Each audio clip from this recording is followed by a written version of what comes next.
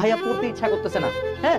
ভাইয়া এনার্জি পাচ্ছি না, ভাইয়া ঘুম ঘুম লাগতেছে, ভাইয়া আজকে 10 ঘন্টা পড়ছি কালকে আর পড়তে পারতেছি না, এটা খুব সিম্পল একটা সলিউশন লিখে দিই। যখন পড়তে ইচ্ছা করবে না, ঘুম ঘুম লাগবে, হ্যাঁ,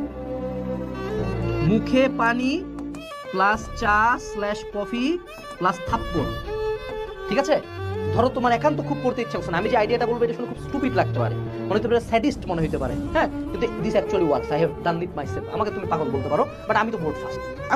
তুমি তো না, সো আমার জন্য ওয়ার্ক করছেন বলতে পারো। খুব ঘুম লাগতেছে, পড়তে ইচ্ছা করছে না, মুখের মধ্যে যায় 4-5 বার পানি দাও, তারপরে ভিজা গালে আয়নার দিকে নিজের দিকে তাকে ডান হাত দিয়ে, হ্যাঁ, যেটা যার হাত যে এত শক্ত বেশি, ফাট করে একটা থাপড় দিবে, একদম মানে যাতে লাল টকটকা হয়ে যায়, তারপর দেখবে একদম খুব সুন্দর মতো সেন্স চলে আসছে। কেন থাপড়াইতে বলতেছি বলো দেখি? কারণ তুমি সেই পাবলিক যে আজীবন গল্প দিত আমি জীবনে এই করে দেখাবো, ওই করে দেখাবো, এখন এইচএসসি পরীক্ষা 30 দিন আগে তোমার লিটারালি পড়ার জন্য মোটিভেশন লাগে, পড়ার জন্য নিজের থাপড়াইতে লাগে, ওই থাপড়টা দেওয়ার পরে লজ্জা লাগবে যে চি ম্যান, সে মনিউ রহিম করিম সেলিম জরিনা,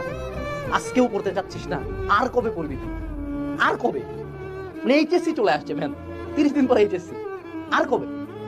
আর কি খাবা? এনার্জির জন্য চা, শেষ, কাজটা করে দেখো, দেখবে কামে লাগছে। দেখো,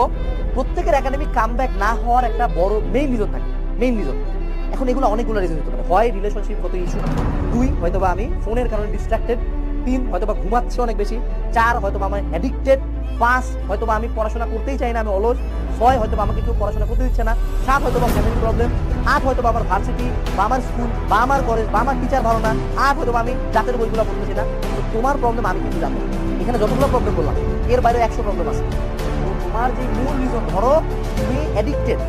অ্যাডিকশনের কারণে পড়া হইতেছে না, এই মোমেন্টে তুমি যাই কর, অ্যাডিকশন বাদ দিয়ে যতই পড়া হয়,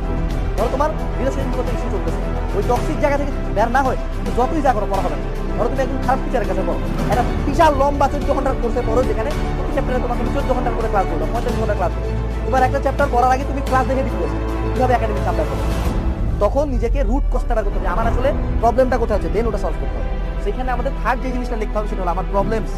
আমি কি কি প্রবলেম সলভ করতে চাই, দেন রুট কজগুলো আগে ডিলিট করতে হবে লাগে ধীরে ধীরে।